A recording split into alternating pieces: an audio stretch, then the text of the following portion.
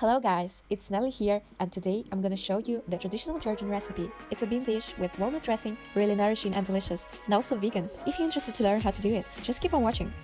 Alright, let's start with the spices. First you need to ground cumin seeds, or just use powder if you have it. Add 2 garlic cloves, salt, pepper, and Georgian spice mix, Khmeli suneli. Wait.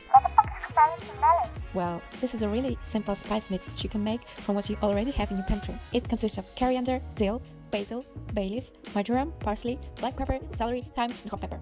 Anyways, even if you use just some of these spices, you'll get a decent dressing. Okay, that was the hardest part. Then, you just got to fry the onions on the oil of your preference, add the cooked beans with their juice, and smash just a part of it. You can use any type of beans. Here I'm using canned red kidney beans. Mix it well and add chopped walnuts. I just pulsed them in the blender for exactly 1 second, so there were still smoked chunks of nuts.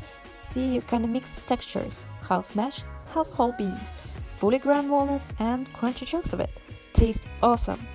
To finish, you're just gonna add cilantro and parsley, and you're done! I actually ate the whole pan after I'm done trying to plate the dish. Thank you guys for watching, let me know if you tried this recipe, and I'll see you in the next one. Bye!